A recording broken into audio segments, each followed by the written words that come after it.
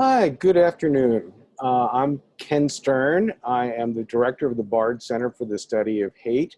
And I want to welcome to the webinar we're having today on issues related to hate in the current moment, which obviously is difficult for all of us, but may provide some opportunities for change around issues of hate. There are lots of voices who have important things to say, and we'll bring a lot of them in future programs. But today, I wanted to talk about one slice of it. Well, in the future, maybe we'll talk about policing, systemic racism, and so forth. But today, I wanted to talk about one specific aspect of things. As the protests started in Minneapolis, I presume I did what a lot of people, what friends in Minneapolis did, is we called to check in or emailed to check in. And among the people I checked in with first was my friend Kate Wittenstein, who is a classmate of mine, went to Bard, graduated the year before I did, and her husband, Greg Kaster. Kate is a history professor. She recently retired. Greg, who you see on the screen, is still teaching. He's at Gustavus Adolphus. And so as we were emailing back and forth, there were some things that I thought were really important for others to hear, especially people who didn't have the experience that Greg and Kate and I did, living through the period of the 60s and 70s. Greg had told me that he was actually teaching a class on 1968 this spring semester, and students had just read about the Kerner Commission, which, for those of you who don't know, was an attempt to really wrap people's brains around what was happening with systemic racism and the events of the 60s. And the relevance to students today was really clear by what we were seeing in the last couple of weeks. And Greg and Kate both emailed and talked about the history of the Minneapolis Police Department and its history of racism. And that also resonated with me on a personal level. I had for many years been a criminal defense lawyer, and one of the cases that I was privileged to have was representing Dennis Banks, who was the co-founder of the American Indian Movement. American Indian Movement was actually started in response to largely the Minneapolis police and beating up Indian folk on the streets of Minneapolis in 1968. So there were connections, and I wanted to bring Greg to come and speak with this audience about what he's seeing, but also how to teach this moment in an historical perspective. So that's one aspect of it. Hopefully we'll get Lewis Zuchman to join us soon. He's been having some technical issues, but the practice session he was on, hopefully we'll get him on soon. If not, we'll just continue the conversation. But I wanted Lou on here too, and he also has a connection with that American Indian Movement history as well. In some of those cases, I had a co-counsel named Dennis Roberts. And Dennis is somebody who was a lawyer who worked on the 1968 Chicago conspiracy trial. He was attorney for many activists over the years, including Angela Davis. And he had also gone to the South when he was in law school and worked in 1963 for the one Black attorney in Southwest Georgia who was protecting people's civil rights, a gentleman by the name of C.B. King. King was a victim of much abuse and death threats. He was not even allowed access to the law library in Albany, Georgia. By the way, the courthouse is now named after C.B. King. In any event, Dennis called me a couple of years ago because he was on his way to New York to see a rehearsal of a play about the Freedom Riders. And I met with him there, and there's where I met Lou Zuchman. Lou is amazing. He was 19 in 1961. He was one of the youngest Freedom Riders going down south by Greyhound bus to Mississippi. He was jailed for 40 days for a, quote, breach of the peace violation. But in addition to hearing his story, which I hope we all get to do today, there's another reason I wanted to include him. We're also angered by the murder we all witness. And there's a tendency, I know, to want some sort of a magic bullet to cure all aspects of the problem. But as I said at the opening, there are many problems. There is no magic bullet. And as President Obama said recently, our job is not to solve the whole problem, but just to pick a small part of it and work on it as best as we can.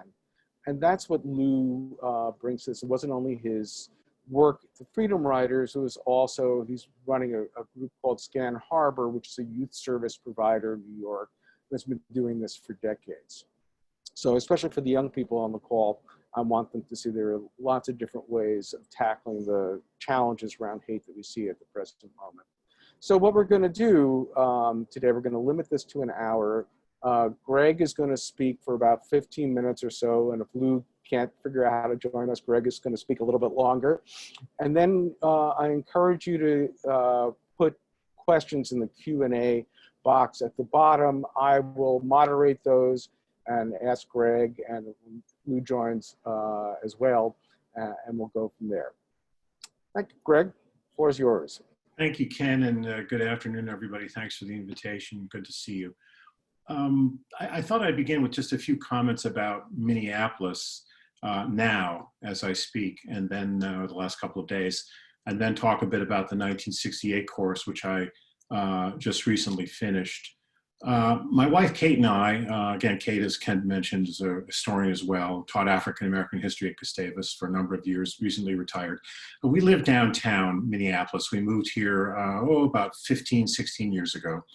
And if you're familiar with Minneapolis, we live in a then new condo building, high rise, about 3 or 4 blocks east of Nicollet Mall, if you're familiar with that.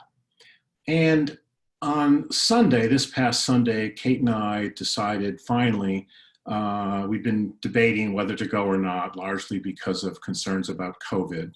We're both over 65, but we decided we really wanted to go, needed to go to the murder site at 38th in Chicago, which is maybe a 7-minute drive south of where we live. We could walk there on a not too hot day. It was very hot here on Sunday.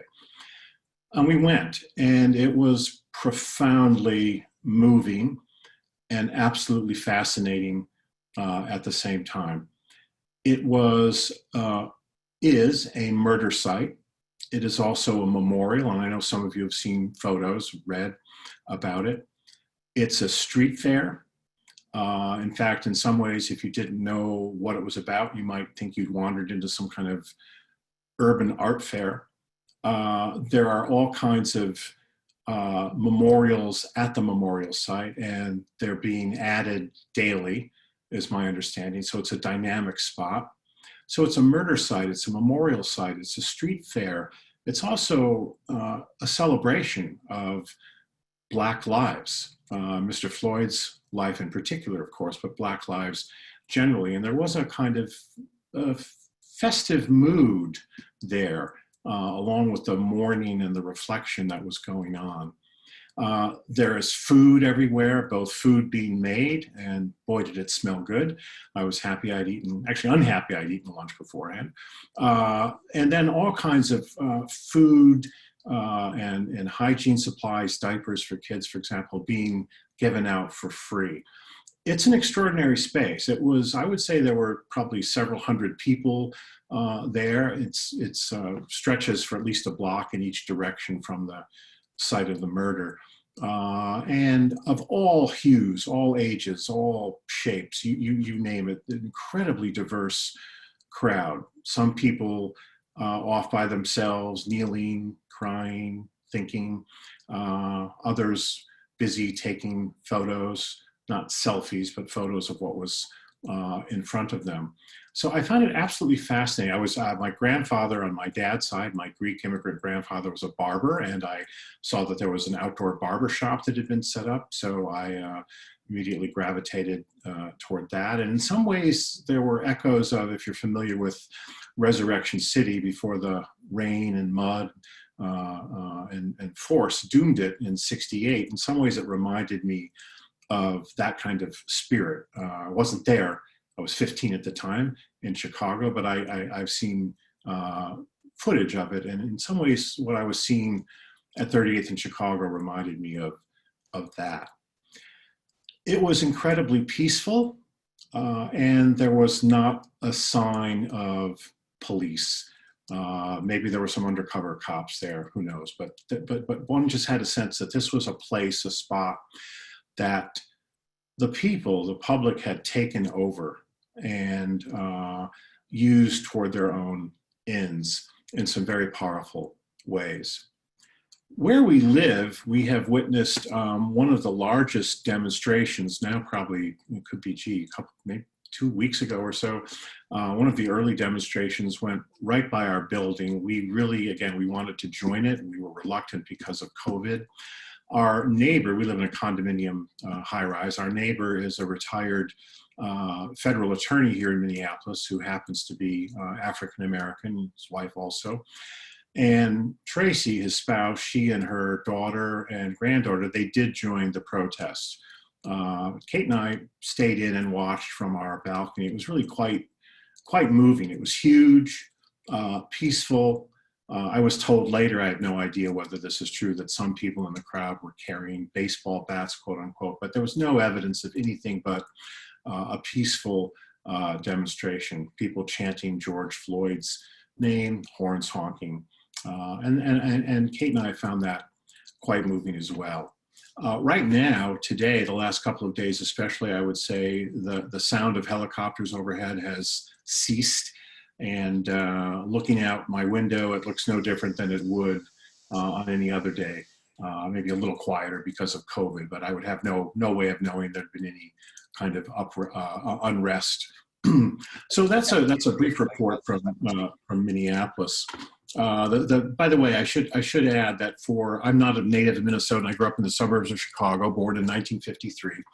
And I've been teaching at Gustavus, which has Swedish Lutheran roots. It's a liberal arts college in St. Peter, Minnesota, about 70 miles southwest of Minneapolis. In any case, the reaction of many Minnesotans, many white Minnesotans, has been one of shock and surprise that George Floyd was treated the way he was treated and that the protests in response have erupted. I mean, absolute bafflement. People saying to me and others, how can this be? This is Minnesota, why Minneapolis?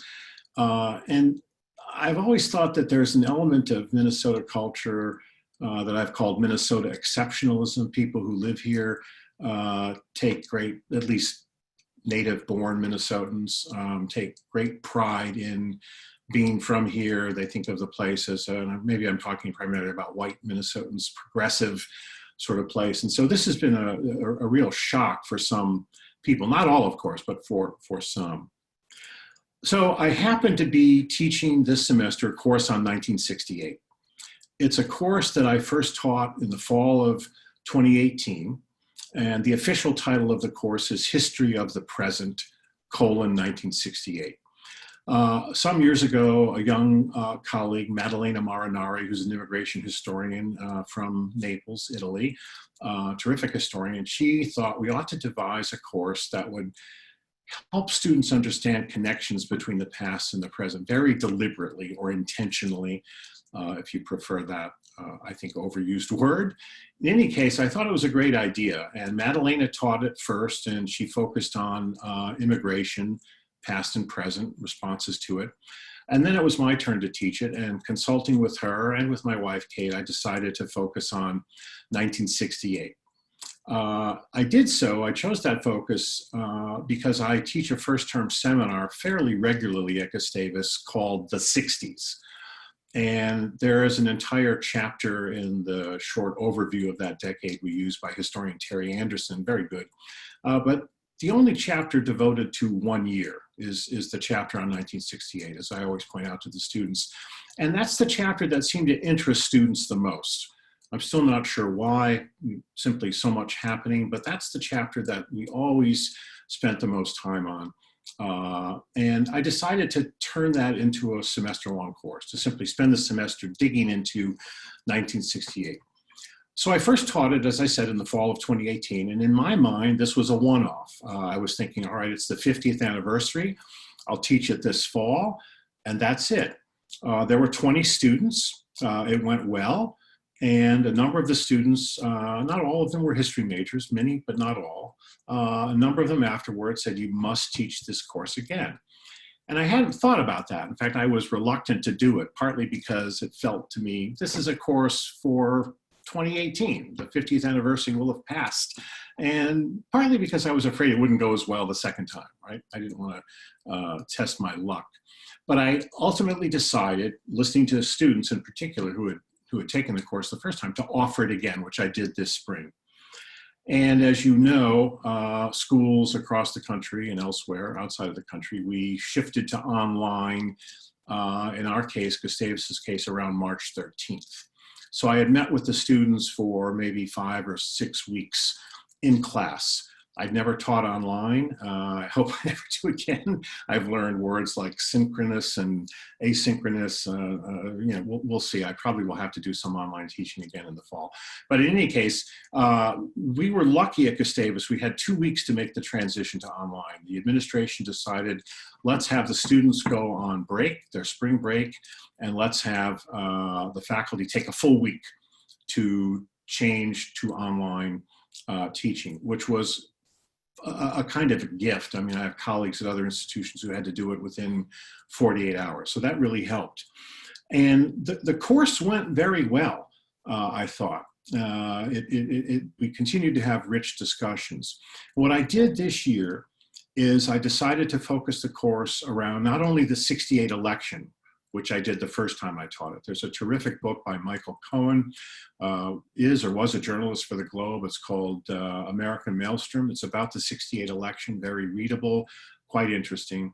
And I continued with that book, but I decided to add a book by the historian Michael Honey, Down Jericho Road. It's a book about the Memphis sanitation workers strike in '68, spring of '68, and about how that led into, in part, helped lead into the Poor People's Campaign led by King. And so those were the two core books that the students used. I had another book that had just come out, a book by two historians, Robert Cottrell and, I think I'm forgetting the first name of the other historian, Brown. In any case, a brand new book, short, meant for undergraduates, an overview of the year, which was just perfect as a kind of textbook. But primarily we focused on what I call working out with materials from the year, primary sources, you name it, cartoons, speeches, movies, editorials, on and on and on. And the students really, really enjoy that. I mean, it's a way to get at the decade with a kind of immediacy they won't if they're just reading secondary sources about it or listening to me lecture. And it was really a discussion course from the start. So the materials of the course I thought worked really well. And given the title of the course, and given my own interest, I continually emphasized, of course, that we need to be thinking about how 1968 connects to the present. And the students really, really did well with that for the most part. They could see connections. I asked them to think about their own experiences today, what they're living through. And again, this is all before Mr. Floyd's murder. And then think about how their present is informed by the past. So as one historian has said, the present is in the past is in the present. That was the theme of the course. The final assignment that I used this year, I think went well. I was pleased with it. What I decided to do was have them look at, this was for a short paper, 5-7 pages long, have them look at an editorial in the New York Times from '68 in response to Nixon's election, have them look at an editorial cartoon that appeared in a college newspaper about Nixon's election, and compare those two to an editorial in the Times about Trump's election and an editorial cartoon in the Times about Trump's election. The latter cartoon featured Trump as the Joker coming out of the Jack-in-the-Box, but really it was a ballot box. And the students did a really good job with that assignment because I think it helped them to understand both the ways in which there are echoes of '68 in the present, but also very important differences. So for example, they could see quite clearly in the material that both Nixon and Trump were making racial appeals, but in very different ways. Nixon much more quote unquote moderate than Trump. So in any case, that was the final assignment. It seemed to work. And in general, I felt that the course was a success. I felt that the students had learned about 1968 and they had learned something about its echoes in the present. So we ended around, I think, May 23rd, something like that was the final exam. May 25th was George Floyd's murder, as you know. And I began to get a few emails from students who had just finished the course. And I, of course, had emailed them as well, some things to think about, right, in light of the course.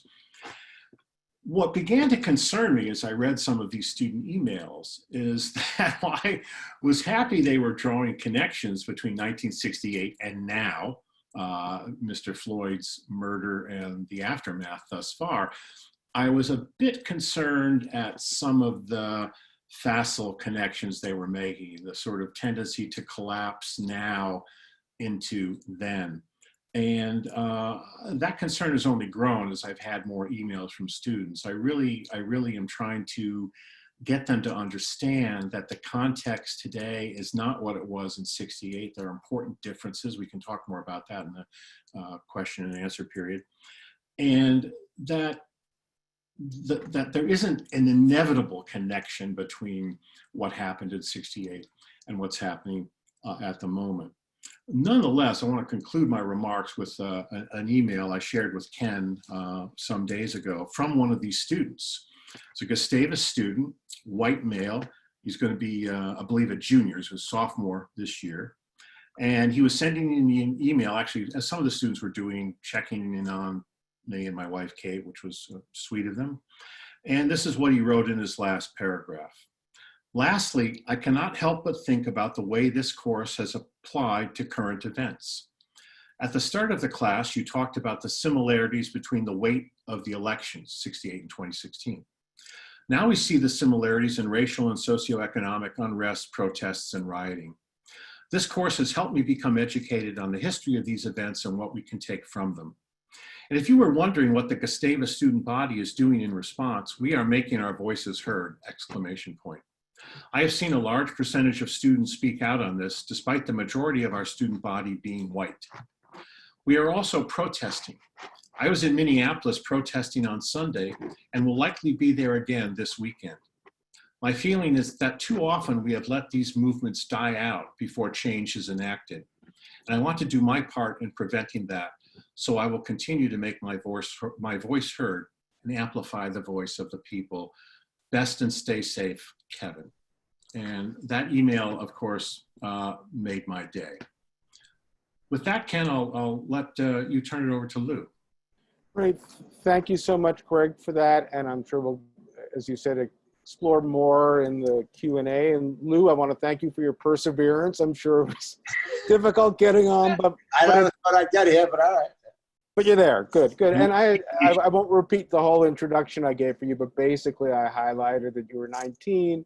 You went down, you were one of the original and youngest freedom riders. You went down to Mississippi. You spent 40 days in jail. And, you know, part of the reason why I wanted you here today was to tell a little bit of that story, but also, you know, your life has been a continuation of focus of those issues that drove you as a 19-year-old down to Mississippi, and that we all don't have to solve the entire problem, you know, in one fell swoop. There are important things to do consistently and continually, and you're one of the prime examples of that. So I'd love for you to spend about 15 minutes or so talking to the group, and then we'll entertain some questions. Okay, thank you, Ken. Greg, your piece was terrific. It leads into mine quite well. Thank you. Good. So I'm going to go back to 2011.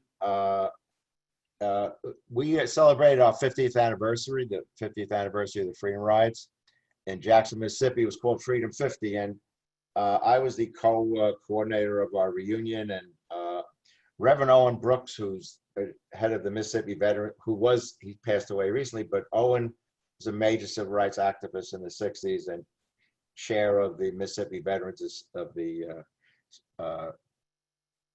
civil rights campaigns.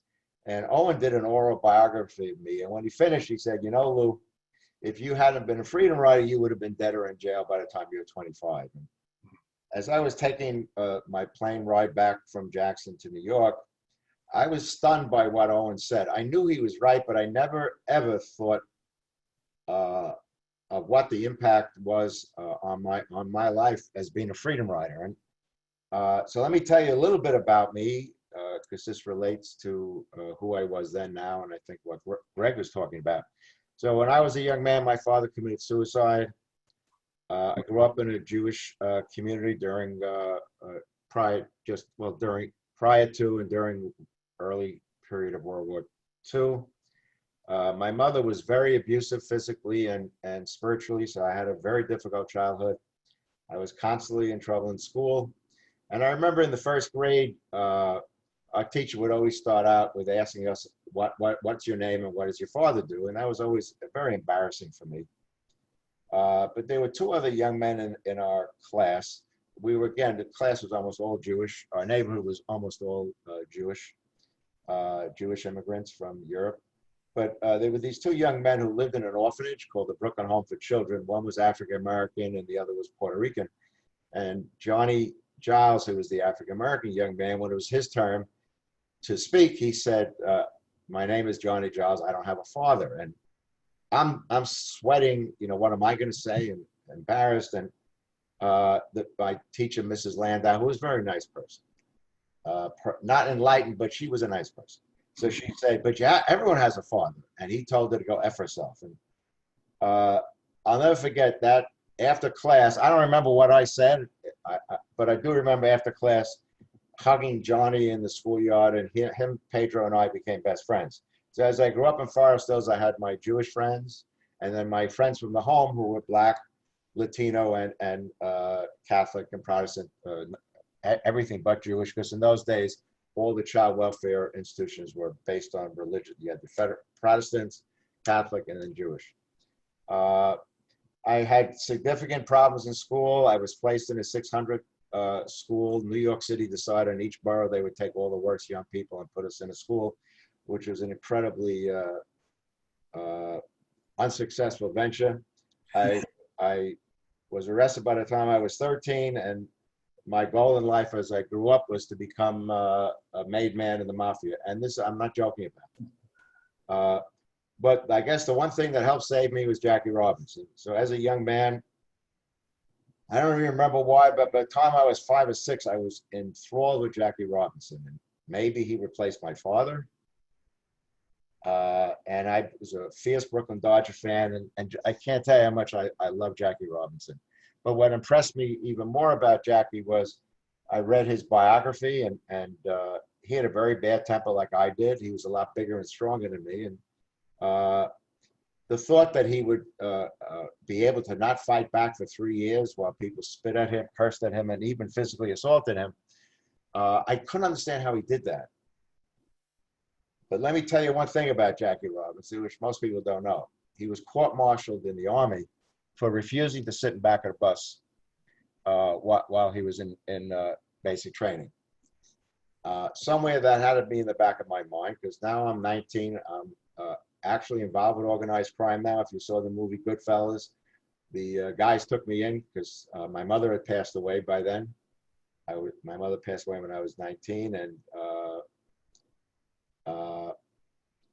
I'm watching TV, turning the dials, and there's Jackie Robinson on a show called Open End, which was a discussion show emceed by someone named David Susskind, who none of you know.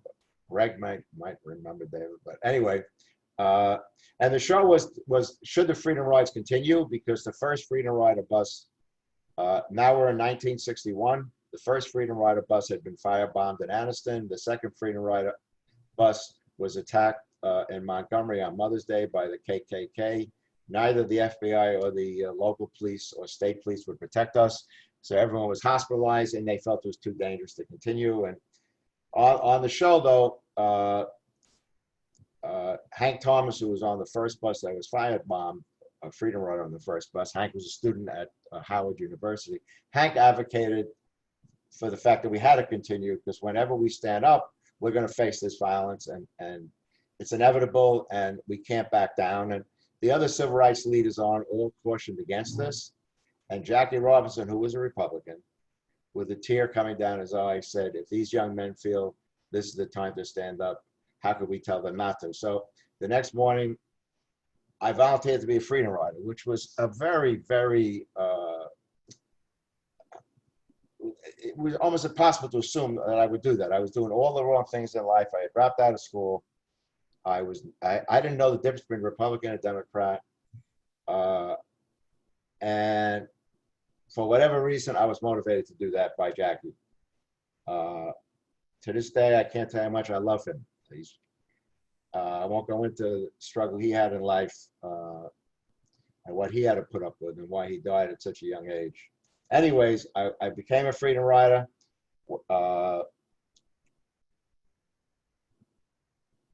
Had a number of experiences which we don't have time to talk about, but was incarcerated in Parchment State Penitentiary for 40 days.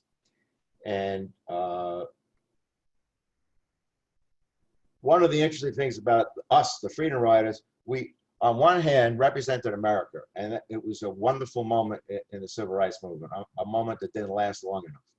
We were Black, Latino, although there are only 1 or 2 Latinos in the whole country that were on the freedom rides, which is something one could talk about later. Male, female, gay and straight, although most of the gay young men and lesbian young women wouldn't come out because of the our failure to be, as I think, open to diversity as we claim the rest of the world should be. But it was truly a national movement of young people, predominantly, a multiracial, male, female, and it was a very special moment.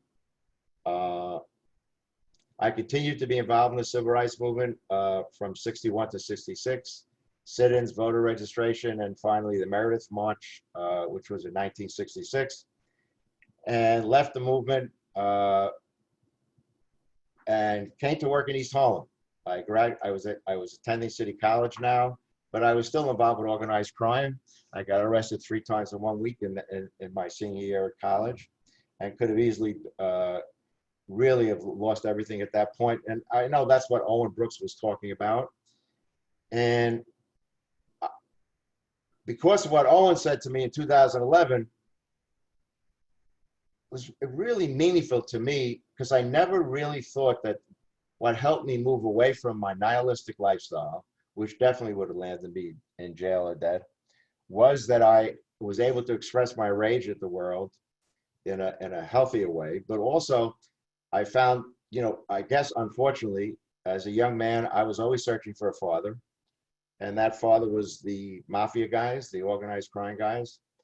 And I found, I guess, a healthier father. And I'll talk a little bit about that as we go along. So I began to work in East Harlem in 1967. I've worked there ever since. I'm the executive director of the largest youth program servicing East Harlem, and the South Bronx. But I remember in 2011, everyone asked us, aren't you proud of what the Freedom Riders accomplished? And I said, no. I said, what is there to be proud of? 80% of the young people in our school district are behind in reading and math. And that's been the case for 2 or 3 decades. 2 or 3 decades. There's been a 300% increase in incarceration rate in America. My young kids, the young people in my agency. At one of our centers, we had 40 young men who were in a crew called 20 Block. 38 of them are dead or in jail right now. So what have we accomplished? The gentrification of our city, driving out working class people of all races and classes. And no one has done anything significant to change that. I've had 14 young men at my agency killed in the last 8 years. 13 of those cases have been closed by NYPD with no one arrested. Only 1 person was arrested after 10 years. And I thought this was just something endemic to East Harlem, but it isn't. 80% of all homicide cases of Black young men who are killed throughout this country are closed within 2 years with no one ever being arrested. So I can't understand why we should be celebrating what we did in the 60s. And I remember as a young man, I read Frantz Fanon, Fanon, and I would recommend everybody reading. He wrote two incredible books, one Wretched of the Earth, the other Black Skin, White Mass. He was a psychiatrist, a black psychiatrist, grew up in Martinique under French, as a French colony. And he talked about rage. And he said, if one is living in a colonialist world, an oppressive world, it is inevitable that one will feel rage. And then what do you do with that rage?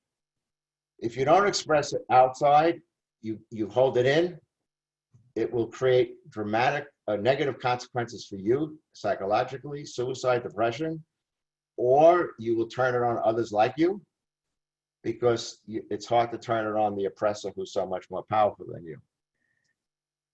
And I thought of my own life and the nihilistic lifestyle I had as a young man, my rage.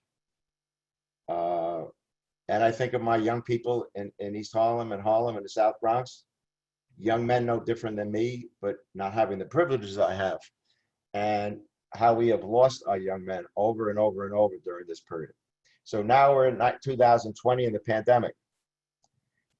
And I remember weeks ago, I would speak to friends and they would say, "How you doing, Lou?" And I would say, "Terrible." And they couldn't understand it. I'm talking my white friends now, not my black and Latinx friends.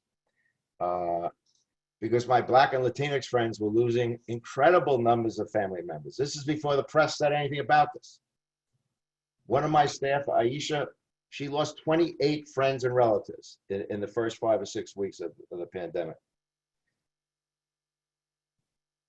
Then comes the social distancing arrests. Of the first 135 people arrested in New York for social distancing, 113 were African American and Latinx. A level of racism that is obnoxious and should shame all of us. And then our mayor, a Democratic mayor, hands in a budget to the city council to close all youth programming this summer, despite the fact that we have seen more violence in the last 6 weeks than we have ever seen in New York City amongst young people. So where is the progress? And then we see the murder of Mr. Floyd and so many others, and everyone seems surprised. Surprised about what? Did we forget about Rodney King? Do we forget about Tamir Rice and the officer who killed him was exonerated? Do we forget about the Central Park Five, young men from East Harlem, who were railroaded by district attorney and the NYPD and incarcerated for 10 to 15 years before it turned out that they didn't do it? And our mayor, then as a private citizen, and even as our president, still says they're guilty. And then there's Curtis Flowers, a young man who sat in Parchment State Penitentiary for murder for the last 25 years. Railroaded, one trial after the other, tried 6 times for murder. The first person in the history of this country tried 6 times. Each time when he was convicted, even the Mississippi State Supreme Court threw out the verdict because jury selection was biased. The Supreme Court 3 months ago threw out his latest conviction, saying it was the conviction was based on a biased jury selection, and yet he still sits in prison because we cannot, as a nation, deal with the structural racism that perpetuates itself. And I work with these young people. I work in the communities where this is happening. I've seen too much pain during this pandemic, and I hear people say, "Well, you know, there's a silver lining." I don't know. A silver lining may be for you, but it's not for my families, not for my young people, not for the majority of folks we work with. There's no silver lining. And Greg mentioned something at the end of his piece, which I want to relate to. When I was in Mississippi as a young man, we would be very frustrated during voter registration. It was very hard to get anyone to register. Why? Because they could have been killed, or they would lose their job. And sometimes I think we were actually insensitive to that. And I remember we came back one day, and Reverend Harding was a major African-American civil rights leader and preacher. And I was in tears. I was frustrated, and Reverend Harding took me aside very nicely and said, "Lou, sit down. You know, the quest for social justice never ends. One never wins the war. You may win battles and you may lose battles, but you don't win the war. You struggle every day for the rest of your life. Lou, read history. There's nothing new that's happening here. It takes a different shape. But if you really believe in this and you're committed to this, understand this is a struggle that will be your life, part of your life's work.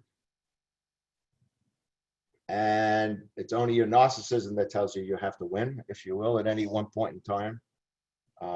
And I've always used that to I guess, inspire me at moments like this when I get very frustrated. And I want to conclude with one thing. Greg touched on, the movement, the 60s, and it was unfinished, if you will, and I think that's very, very correct. And I guess one of the things I'd like to tell everyone, marching may make you feel better, but it achieves very little. And protesting may make you feel better. That also achieves very little. It is the daily struggle that we commit ourselves to as parts of our world, in which we understand that we need to continue to struggle each day. I guess so for me in East Harlem and Harlem, one of my young men got arrested the other day and beaten by officers because he broke a curfew. And I will do everything I can to ensure that he does not end up in jail, and everything I can to help him escape the oppressiveness of our criminal justice system, the racism of our NYPD. And I guess that's my commitment. That's what I do daily. I don't expect to win the war, but I do expect to win some battles. And it's the battle for myself that I understand how lucky I was as a young man. Despite everything that was bad, I grew up in a upwardly mobile Jewish community where I got a wonderful education. And despite the fact that I was an imbecile and a wise guy, I ended up graduating Columbia School of Social Work as a commencement speaker, which to me, when I couldn't believe it ever happened. But I understand part of the reason I was able to do that is I had such a good education. Our young people don't have that education. And they have so many other disadvantages that I didn't have.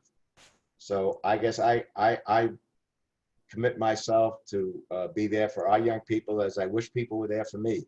And how lucky I was to be a freedom rider and to have discovered Jackie Robinson. Thank you. Thank you, Lou. Thank you, Greg. Just wanted to ask you both one question, then we have a few questions lined up. So the theme, both from Greg's student's email and for Lou, how you finished, you were talking about sustained action. But when one looks back in the 60s, at least my memory, I'm the same age as Greg, there were things that kept the focus on the need for change. There was in '68, there was the war, and young men were getting the possibility of being drafted or drafted. There were the political assassinations. There was a '68 election. There was a whole bunch of things that were driving our attention to the underlying problems. And one can make an argument that there are similar things now. Lou was talking about the press finally realizing the underlying racial inequities in a pandemic. The fact that the type of police brutality that we know was happening for so long is now so easily videotaped and seen in horrific detail. But do we require the constant reminders to have that type of change, or how do we make it so that people are more likely in the quieter times when they're thinking about other things, a return of baseball or whatever, to not lose the focus they may have at the moment? How do you get young people to see that as something that's important in their lives? So I'll ask you both to be very brief in that, and then we'll go to about 5 or 6 questions so far. And I encourage other people to type in questions too. Greg, why don't you go first? Okay, thank Lou. Your remarks were terrific. Thank you. Thank you. And I agree very, very wholeheartedly. I mean, for me, it's about education, being an educator and being a historian and getting people to understand how the past is in the present. And as Lou said, to understand that the struggle is ongoing. There are these moments where it feels like victory is ours, victory has been attained. But my own reading of history is that there isn't progress and then a backlash. There's an ongoing backlash. There's always resistance. And I think too often we've identified ourselves as liberals or progressives, forget that. And so I try to get the students to understand, you know, we're in it for the long haul. You may even need to take breaks from it now and then, but don't look for one particular moment or catalyst. I will say that for my students at Gustavus and as at many schools, overwhelmingly white, the number one issue is climate change. That is what they are highly motivated by, and that's not going anywhere. So that's going to be around for a while, alas. Just, I guess, it's a very difficult question to answer. I agree completely with Greg and you, Ken, that obviously education is important. I guess the other thing is, you know, I teach at City College as an adjunct, and Dr. Kenneth Clark, who I hope many of the people on our webinar understand, was the architect, or one of the major architects of Brown versus Board of Education, and a psychology, first African-American professor at City College. Dr. Clark always talked about integration, which may seem like a, you know, banal statement, but his feeling was the only way we can overcome the structural racism and disparities in this country is integration. We need to interact with each other, and in interaction comes empathy and understanding, and without that comes all the horrific stuff we see today and we've seen throughout the history of our nation. Dr. E.B. Du Bois said the same thing very passionately. Everyone should read his book, The Soul of Black Folks. So I think most of all, we have to overcome the structural segregation in this country, which is worse than it was back in the 60s. And another example of how little we've come since then. Great, thank you. Now, let me go through some of the questions. I'm going to combine a couple of them that are basically the same thing. People wanting the information of the books that you both mentioned. So what I'll do is in a follow-up email, which the Zoom system will generate tomorrow, I'll put in the Frantz Fanon titles. And Greg, I don't know if you want to just mention the books or if you want to put a link to, we could create a link for your wonderful syllabus, but one or the other will be able to share that with everybody tomorrow. If we can. Okay, so that's the easy question. So let me ask you the harder ones now. So one person asked, how can one create an atmosphere of concern and care for people of color in a white-led organization without, quote, bending over backward and feeling gratuitous? Well, you know, I've you know, look, I've spent my life in the Black and Latinx community. So, and as I said, as Dr. Clark said, the only way we're going to overcome structural racism in this country, which has been part of this country since we started, is through interaction. So if one is in a white organization or white group, find ways to interact with communities of color, and I think in that process, it's organic things begin to happen. Understand that we are in a structurally racist, segregated country by design, and we need to overcome that by design. That is, we need to overcome that with will. And I think so. Well, it doesn't mean that every white organization has to bring in African Americans and Latinx, but if it's an organization that is looking to foster change, I think part of that would be to interact with communities of color in positive ways that create empathy and understanding.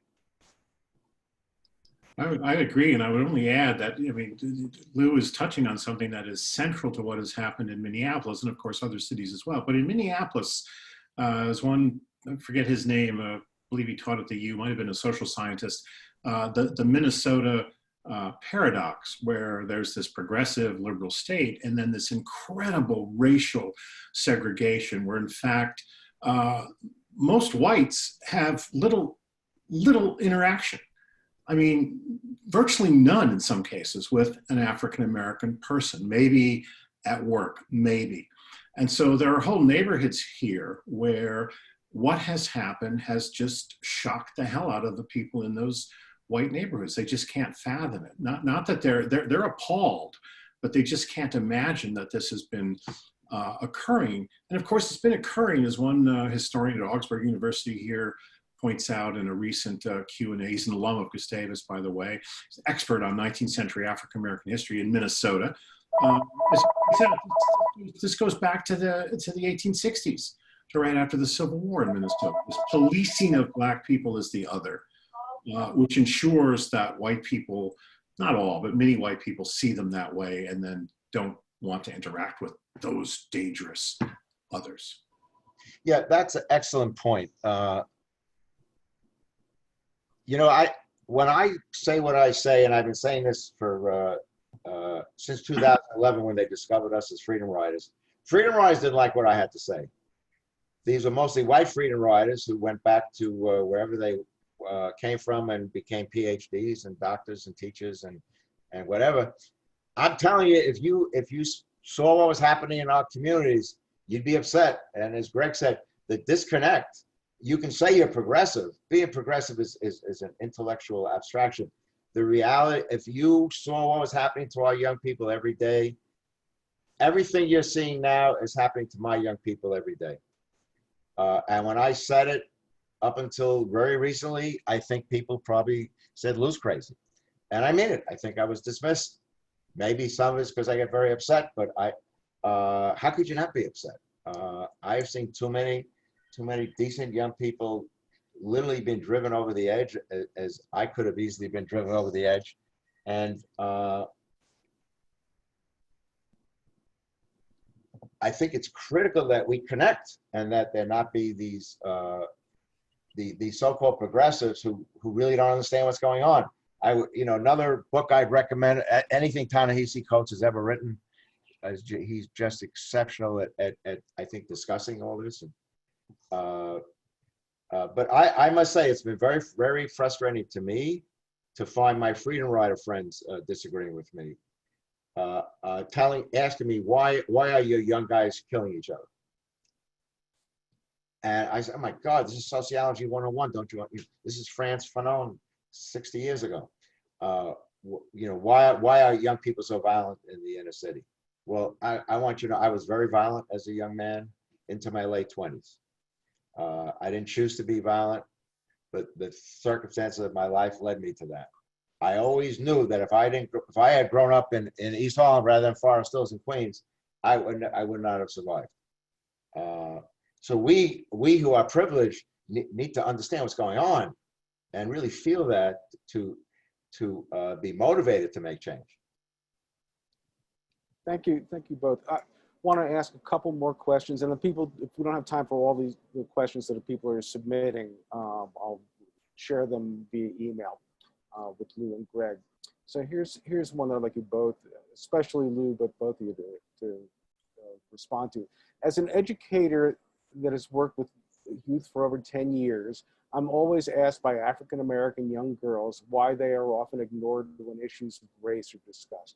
I was a youth from Harlem. The numbers are not great for African-American women. An African-American woman is killed every 19 hours. Our domestic violence numbers are staggering. My African-American young girls watch footage of an African-American being shot. The world ignored it. They feel that sexism and racism equates to their invisibility. They feel it's horrendously racist, sexist, and lacks sincerity. Wonderful. I can't agree. What was said is absolutely correct. Our civil rights movement has not included women or LGBTQ, And I'm going to be honest, when I came back from Mississippi in 2011, I had always been afraid to open an LGBTQ program within our centers. We sponsor over 20 community centers in the 3 communities we're in. I had always been afraid to open an LGBTQ program. And when I did, I met incredible opposition, not just from the community, but from our Democratic elected officials. And then I got my backup. And today we are the only program of its kind uptown, because all of our LGBT programs are downtown in the village where rich white young people are, although it's certainly not just rich white young people, but all of our young people end up in the village. I think we'd be, and in terms of African-American young women, they are, first of all, their brutalization is ignored by all of us. And they are put on the side by all of us. So we constantly talk about how we're worried about Black men. We think it's a pleasure growing up as a Black woman, a Black young lady in our community. Of course not. I guess Cornel West in his book, Introduction to Race Matters, hit this, I think, very well, and then I'm going to shut up. He said, you know, if we all came together in this country, Jews, African Americans, Latinx, LGBTQ, women, this is our country, and they keep us apart, and we've got to overcome that. And the neglect of the, you know, at my agency, we have a youth council, and at one of our first meetings many years ago, the young African American young ladies attacked me. You have nothing, and you have nothing for us. You got basketball for the guys, you got this for the guys, you got young men's. And I said, you're absolutely right. And of course, they didn't know what to say then. I committed myself to raising some funds and challenging my staff, which is mostly Black female, that we got to do something about this, and eventually we did. So Greg? Yeah, I think, I mean, the point is well made and quite legitimate. Some of this has to do with I think the history of Black manhood itself within among African Americans, but it's also the case that the media gravitates, it seems, more toward the killings of Black men. I mean, I was surprised actually that there wasn't the kind of outcry in response to Breonna Taylor's murder that there has been to Mr. Floyd's, the woman in Kentucky who was simply on her couch, right? And what's it called? No knock, I think, right? The police barge in and shoot her dead. I mean, it's an outrage. And there's, of course, been protests, but you know, why only Mr. Floyd, right? What if Mr. Floyd had been a Black woman, a Mrs. Floyd? I don't know, but it's an important point. I do know that among historians, there is a lot of attention now to the blind spots within the movement going back into the 60s and earlier, but also to the important roles of African American women in the civil rights struggle, which Lou knows more about than I do. Right, which the leadership of African American women, like Ella Mae Baker and others, was continually downplayed and marginalized. And Bayard Rustin, most of all, who other than Dr. King was absolutely the most important person in the civil rights movement, has been marginalized solely because he was a out gay Black man. Right. But we've got a lot of work to do to be empathic to all of us that are vulnerable. And I think we have failed to do that. So let me ask you both one question combining 2 others, and there's some other ones, like I said, I'll follow up, great questions, but we don't have the time. One is looking at the conversations that people are having about race, but basically within the bubbles of their own circles and the challenges with that. And related and on a larger level, one person is, how do we have meaningful dialogue with Trump supporters of the need to change aspects of our country that enforce systemic racism? Which I think is a really difficult question, because one of the things that we know from social psychology and looking at issues of how people process information, especially on hot button issues, they get into their bubble and they want to reinforce it. How do you, as opposed to just vilifying somebody who may have reasons for supporting, you know, Trump that they find legitimate and worthy and moral and so forth, how do you have conversations across that divide to create functional empathy and to, to create progress. And with both you answer, and after that we'll end. Greg, you want to try first? Yeah, sure, I'll try for. I mean, that is A tough one. that's an important question. I go in my own personal life. I've gone back and forth. I still do, really, between wanting to have those kinds of conversations and then throwing up my hands and saying, "The hell with it! I have better things to do with my energy to make change happen." Of course, I can't do that in the classroom. And there are students who, in the 68 course, who were strong Trump supporters. They didn't say it that overtly, but it came through in what they wrote, sometimes said it explicitly in what they wrote. And I think what I try to do is, first of all, listen rather than talk at them. And then find, this is a sort of a cliche, but it has worked for me, especially with students, but some adults also, to try to find some areas of common ground, right? So what is this Trump supporter, let's say I'm speaking with, really upset about? Where we might say, well, you're not the only one who's upset about that or affected by that. There are people in the community who are as well, who aren't white and, let's say, male. But it's tough, it's hard. And I have colleagues who've just given up. I also have a colleague at Gustavus. This is hopeful. I do a podcast through Gustavus. It just started, called Learning for Life at Gustavus. And the first person I interviewed was a colleague in comm studies, communication studies, who's been part of a big project in the Twin Cities and Chicago. It's about talking to one another, not civilly, but civically, a civic discourse. And I do think that if we could revive traditions of civic discourse in this country, which have taken a beating under President Trump, but also thanks to cable news, and I don't mean just Fox. That would be important. But we literally need to learn how to talk to one another, and it's hard when everyone is yelling and ranting on both sides sometimes. Thank you, Greg. And Lou, last word for you. This to me is a fascinating discussion. And first of all, I dislike our mayor in New York more than I dislike President Trump. The Democrats in our state and city have sold out vulnerable people.